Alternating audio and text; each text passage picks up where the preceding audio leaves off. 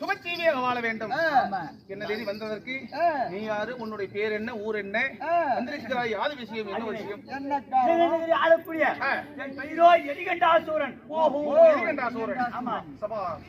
சூரகுலத்திற்கு தளபதி.